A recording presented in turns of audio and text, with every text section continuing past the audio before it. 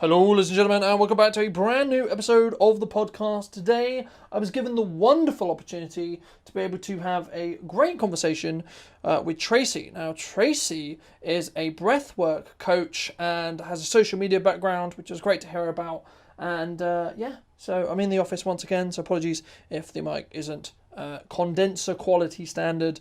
But hope you have a fantastic day. And now I'm going to hand over to Tracy to introduce a little bit more about what she does and how she does it and why. So hello, Carlton. It's really good to be with you today. Thank you for inviting me to join your podcast. By way of introduction, I am an Oxygen Advantage Breathwork Instructor and a free diver based in Bournemouth on the south coast of England. I grew up in South Africa. I lived in the UK for over 20 years now. And I love living near the beach. Makes me very happy.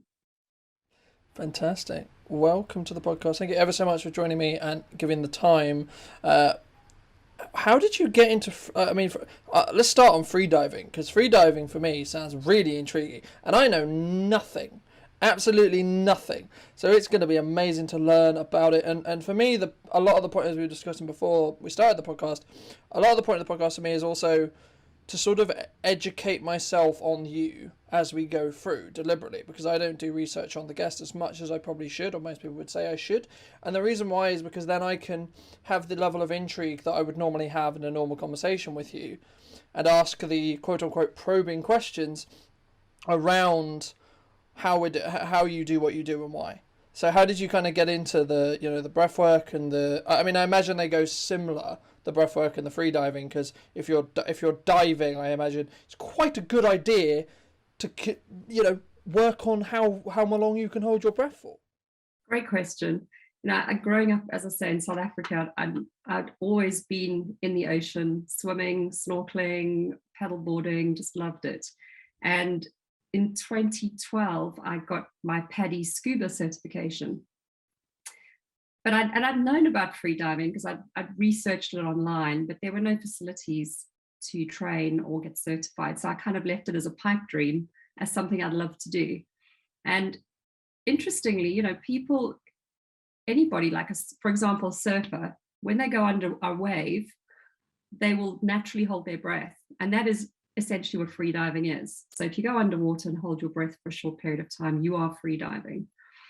The difference is I wanted to do it safely and get certified, and I was also interested in competing. Back in 2012, I had got the certification and I went along to the London Dive Show, and I met a free diver who invited me to do a virtual reality simulation where you hold your breath watching a diver on a screen to see how long you can hold your breath for. And this just fascinated me. And I was so interested, I started researching immediately. And at the time in London, there was nowhere for me to train or learn. So when I relocated down to Bournemouth, I did the usual research and fortunately found a club locally. And that was really when my journey started in 2018. So I did the course, I got certified. I'm now moving through the levels because I would really like to be an instructor. But it does take a lot of adaptation. I train every week. And as you rightly mentioned, it's very strongly attached to, breath work.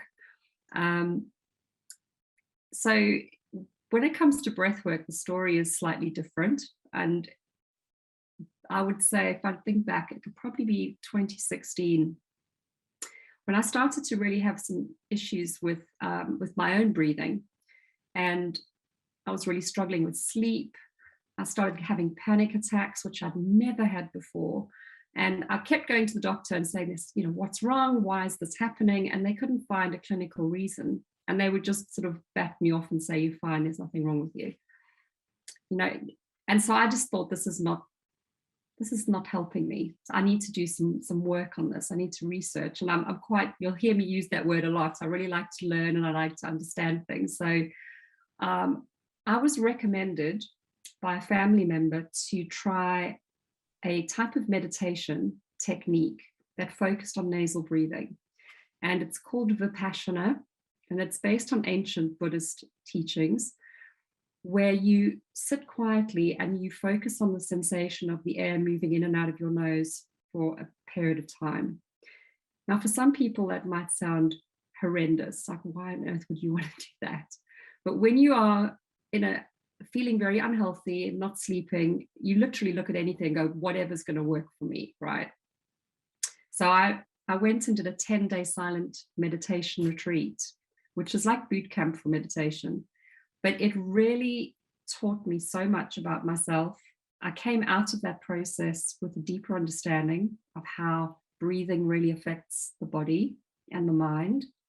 And that was my trigger point. I thought I really want to learn more about this. And this was about 2 years before I started freediving.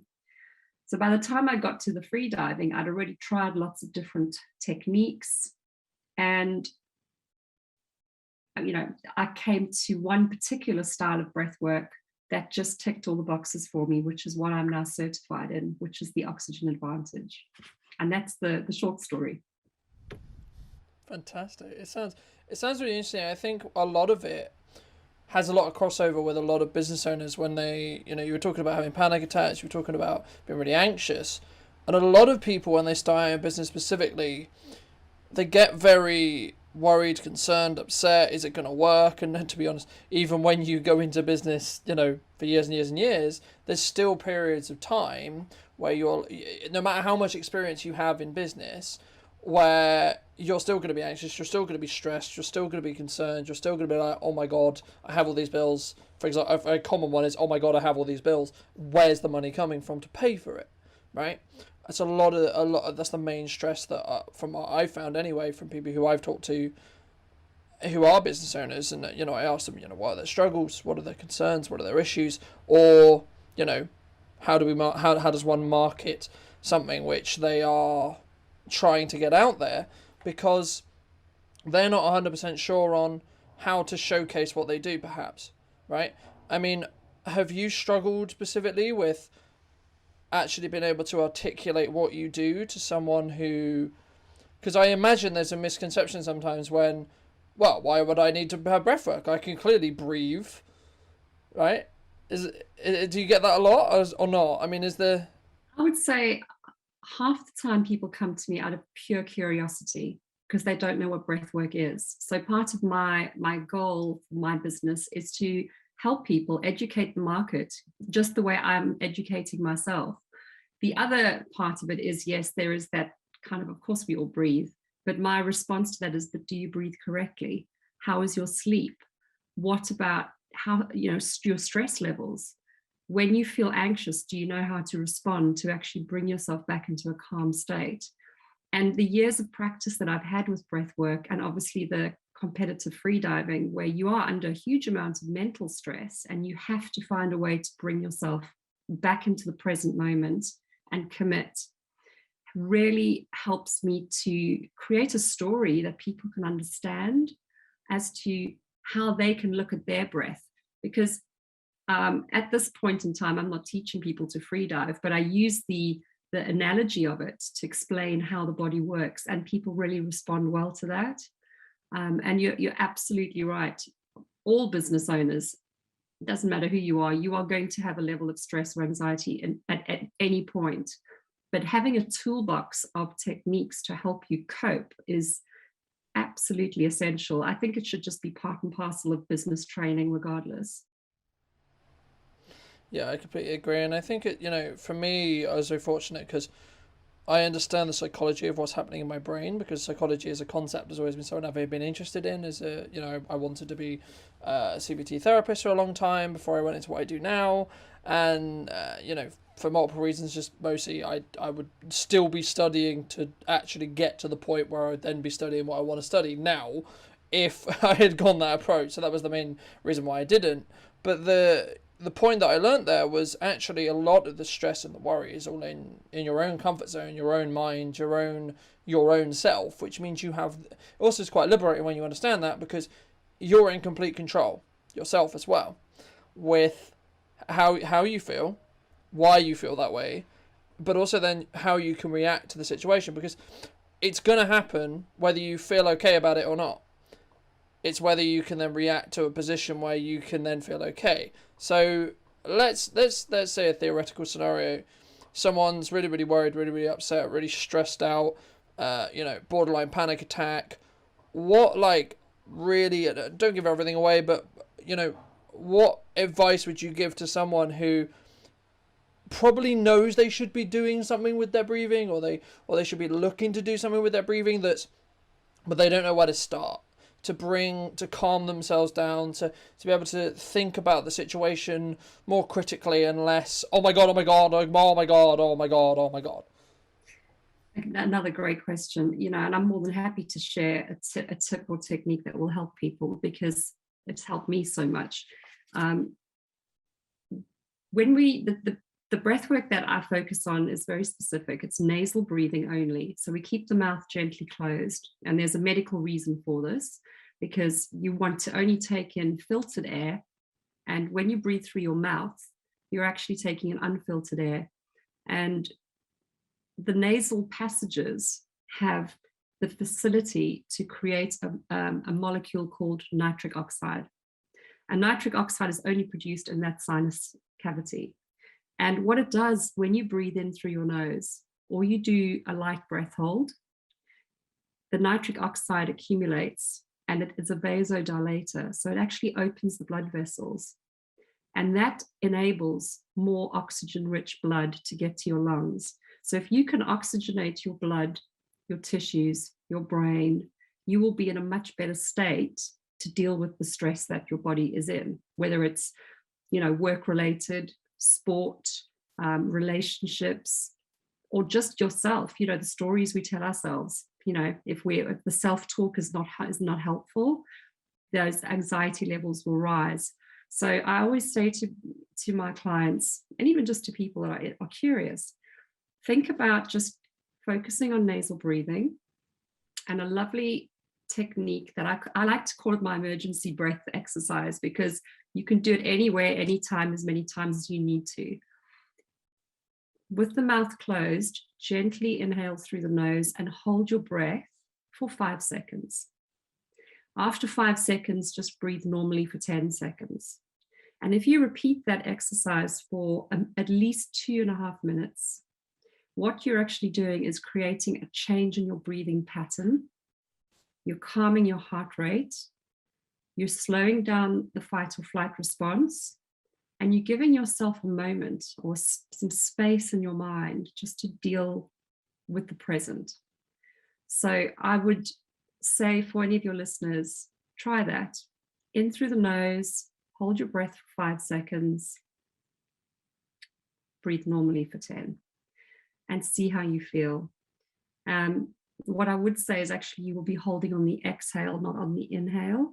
And that's the crucial difference, because we don't want to put any pressure on the airways or the upper chest.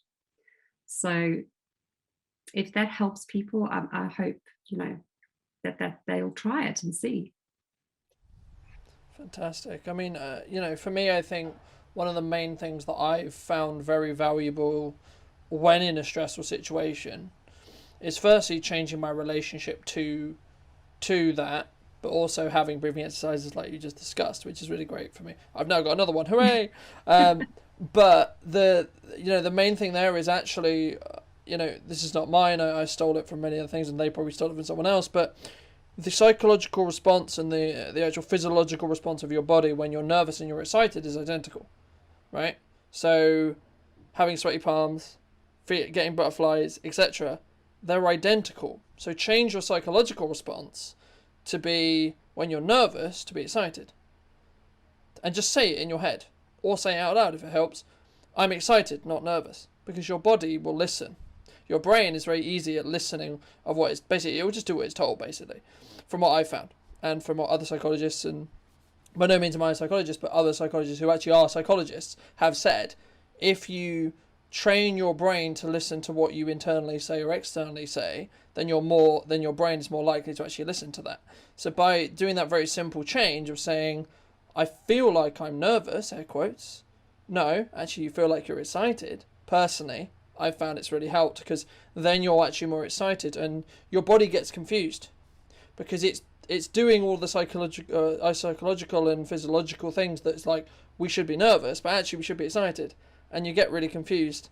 So your brain just goes, oh, we must be excited then, which is really, really valuable, because then you're not actually nervous and you're then excited and you're going to enjoy it.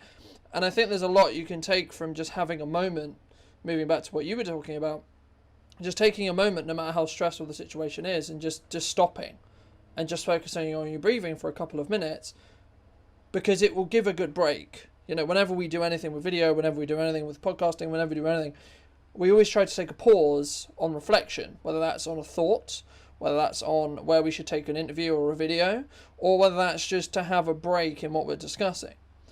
And I know that we met initially through networking, and you know that's been really, really valuable for me.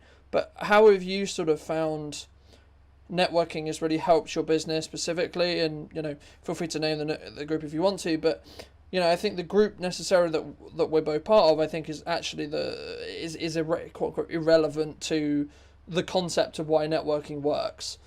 Personally, I mean, how have you found networking? I mean, have you done it very long? I think is the first thing, but then also has it kind of helped market your business, so to speak? For me, networking is essential. There is absolutely no way I would have the business I have today or the previous businesses I've had without it. When I was living in London, I used to work for a luxury brand network. That was my first experience back in 2004. And networking was very new in the UK. It sort of seemed very American at the time because it was seemed very popular there. And the company I worked for was from the US. But what I found is it was a brilliant training ground for relationship building. And I remember feeling really nervous in the beginning. You know, I'd walk into a room with all these high-flying, powerful people in my head. This is what I'm telling myself. But at the end of the day, they were all people. And over the time that I got to work with this company, I really got to know these people personally, and the relationships built up came from a strong foundation. It wasn't just transactional, which is, I think, a mistake a lot of networks today make, is they focus on how many referrals, how many sales are you getting? And the pressure is so unnecessary. But saying that, and I'm sure this will polarize some people, I know it works for some businesses, but it doesn't work for everyone. So my recommendation to business owners is do your research and be strategic. Because if you are giving up an hour and a half of your time, whether it's on Zoom or in person, you really want to maximize that and make sure you're with the right people. So I choose various networks for different reasons. And I love the one that we're part of because it's local in the southwest of England, and it's small business owners helping each other. So you get a lot of support. But then I'll be part of another network that just focuses on tech, because I'm building a tech product. I want to learn from people who've done it before me. Or I will be part of a women's only network because helping women is very important to me.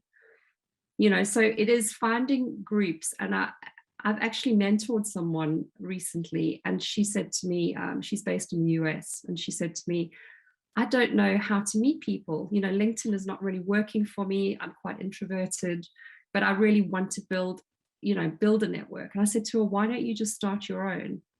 And I've done this myself, so I can speak from experience. Call 3 people you know. You might all do the same thing. Get together once a month with an agenda, have a coffee morning, and talk about how you can help each other. And honestly, that has been a lifesaver. And, you know, you don't always have to expect other people to deliver it. You can do it yourself. It really isn't hard with social media and, you know, Zoom. So I'm a huge fan of networking. Yeah, and I think it's a really important. And the main thing I took from that was a lot of business owners, they go, I want a podcast. I want to do video. I want to do networking. I want to do this. I want to do that. Whatever it may be. But the thing is that they always wait for someone else to do it for them or help do it for them. I was very true with this podcast. Back when I started, I was like, me and this person are going to do this podcast. It's going to be amazing. If I wait for that person, the podcast still wouldn't exist now. Right? It still wouldn't. So I went, actually, during lockdown, well, in the way the world is right now, I can't really go out and film much. Okay, fantastic. So but I still want to create content. I still feel valuable. I still need to make connections. I still need to grow the business. Okay, so now what can I do? And the question is always, what can you do, right? And this does lead on very nicely to actually my next question, which was going to be around, because I imagine the same way with you and the same with every business owner, you've kind of had, well, I imagine you would have had a set of challenges that has, maybe not in this business, but in your business career, so to speak, where you've had a set of challenges. And I think the important point there is, how have you overcome them? Because we could use COVID as an example, but it's the closest example, it's the nearest example, it's one that everyone can relate to. But it's not new. It was a challenge, right? There was other challenges before that. There was other potential recessions before that. I was fortunate enough, this is my first recession, in theory, which I'm going to have to work through. Okay, fantastic. Let's see if I make it. Great. I'm sure I will. I'm sure it will be very exciting and very fun and very challenging. But the point there is, everyone says, "Oh my God, COVID was a massive challenge, and it was globally a problem." Yes, it was. But for me, I'm always like, okay, well, what other challenges have you had beforehand that you've resolved? So I mean, was COVID the biggest challenge for you? Well, not COVID wasn't, to be fair. I think I've had, in terms of the global challenge, yes, of course. But personally, I think we all measure our trauma differently. And that doesn't have to be personal injury. That can just be things that have happened that we've had to deal with that were extremely challenging. And I'm very passionate about being an independent business owner. It's something I wanted to do from a very young age. So I put a huge amount of pressure on myself, like we all do. And I've learned to get better with that over time. But to give you a recent example, back in 2019, I relocated. I was trying to build a version of the business I had before in London in a different location. And I had a very small network. And I just felt like I was hitting my head against a wall a lot of the time. I wasn't getting traction. And so I had it in my head at the beginning of 2020 to rebrand my business. And then when COVID happened, it actually gave me the time and space to do that. So in a way, there are benefits to having had that time out. So I spent 6 months building a new website, doing a massive rebrand, taking all my social media and marketing skill and creating this shiny new business, which I was very excited about and very proud of. November last year comes along and I'm ready to launch.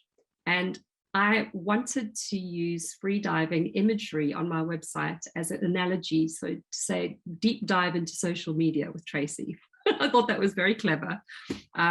And visually it looked lovely. So I thought, well, at least people will look at the pictures and, great. Maybe that will trigger some conversations. What happened was very unexpected.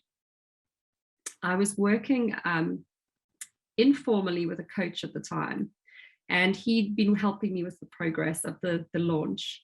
And I went live and I started getting interest from people who knew me and, through my network. But more and more in the lead up to Christmas, people were asking me about the free diving and the breath work. And obviously with COVID being a lung condition, breath work became very topical. And I found that I was getting more people asking me for breath work than social media support. And I think maybe because I'd gone through that process and with different businesses in the past, and having had support, which is really important, you need to ask people for help. I said to my coach, what do I do? I've got a business that I want to promote, but people want something else. And I remember he said to me, Tracy, just do both. Put them out there and the market will tell you. And I did. I got a certification through the Oxygen Advantage, which gives me quite a powerful tool to promote my breathwork business. But I kept my social media website there because why not? By March of this year, I had made the conscious decision to really focus almost all my energy on the breath work because that's what the market asked for. And now I can confidently say, almost a year later, as much as I've loved working in the social media world for 10 years, my heart, my purpose, my vision for myself, my business is crystal clear. So for business owners that are feeling challenged, clarity of thought is really helpful. Having other people that you trust to look at your business with you is hugely beneficial. And being very quick and being agile, don't hang around, make the change and stick to it. And it is not easy. It's not going to be a cruise. It never is. But then why would you want that if you want to be independent? So, you know, and I'm really pleased I can share the story because it's not unusual. So many people have had different challenges in their work, but you can make a difference, you can make a change, and you can do it really quickly, quicker than you think. Yeah, and I think I think it's really important because a lot of what you were discussing there is about believing in yourself, right? Trusting in what you truly believe is going to give you the fulfillment. Because why do most people go into business themselves?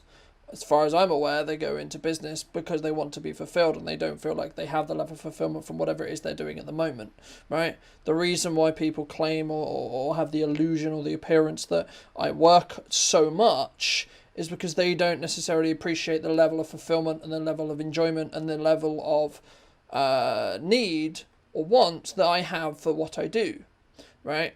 And I think once you find that, and I really enjoy talking to people who have found that, because I find a lot of similarities between myself and them, because maybe we don't do the same thing, right? Clearly we don't. You do breathwork, I do media content creation.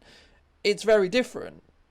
But the psychology based stuff, why we do it, how we do it, why do we get out of bed and why do we support the clients we do, is the same, right? The reasons are very similar because we feel like we want to make the world a better place through what we do. We want to help our clients. We want to help people who maybe are on the fence about it, etc. I mean, it does open up an interesting part of the conversation because a lot of people during lockdown, I saw anyway, as a marketer and as someone who creates media content and helps articulate businesses' messages, there was kind of two businesses.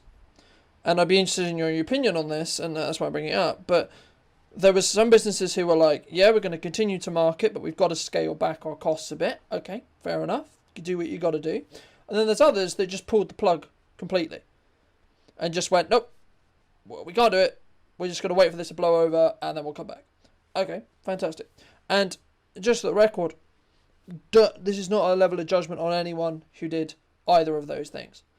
Everyone had to do what they had to do to ensure that their business was going to survive that period, right? But is there ways, and my suggestion was always, okay, maybe pull it back, maybe be a bit more conservative with what you spend and how you're doing it, but don't stop. What would you say to business owners that were like, no, we're going to stop social media, we're going to stop marketing, we're going to stop showcasing our business, even though we're still operational in a very interesting capacity due to the situation of lockdown or COVID or etc.? Again, I can use an example of one of my clients. So I was fortunate to retain some of my social media clients during the lockdown. And in both cases, they relied heavily on social media to remind people that they were still servicing their industries. And it was the first time in all the time I'd worked with them, and both of them I'd been working with for about 2 to 3 years each. They upped their spend on Facebook ads. They did a lot more dynamic content. We were able to create video content remotely and talk to their customers. Because remember, during COVID, when people were stuck at home, Facebook usage, as you know, right, went through the roof. There was a whole age demographic over the age of 55 that suddenly became a lot more tech knowledgeable to keep in touch with family. So you had this whole new audience that were just sitting there waiting to see, to read and or absorb content. So I can't say it would work for everybody because obviously it wouldn't. But to completely reject that form of marketing, I think was a mistake. And I think some businesses have felt that now. The businesses that I know that upped their content marketing actually saw the benefit, because it just reminded their customers that they're still alive and kicking. But also I found there was a lot more honesty. People were saying, it's hard, we're struggling here. Can we help, or can you help us? And I spent a lot of time on Facebook Messenger, talking to customers on my clients' behalf, purely because that was the only way that they felt they could communicate. So, and a lot of those customers now are customers for life, because they built a relationship with the brand on a much more personal level during a very, very difficult time. So yeah, I'm a fan to the end. Yeah. Fantastic. I mean, I think it opens up a very interesting point that a lot of people don't appreciate when it comes to social. If you're going, for me anyway, you have to be really honest, right? You have to be as transparent as you feel willing to be. The more transparent you can be, the better, in my opinion, because then people are not shocked, right? A lot of the stuff we do, for example, we create content that shows genuinely what it's like on a production. We don't fabricate anything. We do it as fly on the wall as we possibly can. The only things we quote unquote cut out is the boring parts, or stuff that's confidentially relevant, e.g. confidential conversations with the client, for example, right? They're the only things we cut out, and that's just because you need to, because you can't have certain things in the public domain. That's all. Everything else we can put into the public domain, we do. And the main reason why we do that is because then there's a certain level of credibility and a certain level of honesty when you have I can't think of any other way to describe it, when you have the balls to do that on social, to showcase it. Your clients appreciate it more, because then they know you're real. Then they understand what you are, how you're going to act. It's not this clinical environment. It can be banterous. You can have a laugh. It can be enjoyable. It doesn't have to be, we're going to sit you in a chair, we're going to put a camera in front of you, we're going to press record, and then you need to deliver it. And if you make a mistake, the world is going to end. The whole point of how I design so many bits of content that we do, but also any client content that we do, is so that it just feels like we're having a conversation, like we are now, right? That's why content works, because it gives you a window into the person's world, into their reality, into what they do, why they're passionate, and why they're passionate about it. And I think it's really, really important to showcase that. I mean, have you seen more businesses try to be more authentic? Yes, absolutely. There has been a real shift in terms of people putting their personalities into their brands. And the one channel that really has done a massive about turn is LinkedIn. LinkedIn never used to be warm and fuzzy. Now people. I remember there was a group that was set up, was like, LinkedIn is like Facebook, and people were like, completely anti that. But like all things, change is always a bit uncomfortable in the beginning. And now you go onto LinkedIn, people are sharing birthday parties, anniversaries. It's not just look at the award we've won, or, I'm off networking, or it really is about the people. And I personally have always used LinkedIn more than Facebook for my businesses, and found that now people they expect that. They want to know a bit more about you. And it feels like it's okay to do it. I think we've all given ourselves a bit more permission. And I wish some people would do that more, but it is a big ask, because you are asking people to take a bit of, to give up a little bit of privacy. And we all know how that plays out at the moment. I think it's challenging either way, but I think it's possible to do it. But just have boundaries in place, Yeah, absolutely. I completely agree. And I think it's really important to understand what your own lines are, right? What are you okay with sharing? What are you not okay with sharing, right? If you don't want your kids on social media, don't put them on social media, right? If you're okay with your kids being on social media, then put them on social media. Simple as that. Kids I just use kids as an example because it's one of the common ones, right? Oh, I wouldn't want my kids on social media. Okay, fine. Don't put them on social media. You have complete control over what you put on, but you also need to understand there is also the other side of that, which means if you don't do, I would say, if you aren't personal enough, it could be perceived that you're just a transactional corporate person, right? That's fine if that's what you want to be perceived as. But in most cases, in my opinion, the majority of businesses should be looking to add that, as we've talked about here, that personal touch a little bit. As we're discussing here as well, that doesn't mean you have to, every single thing you do in your life has to be online. No.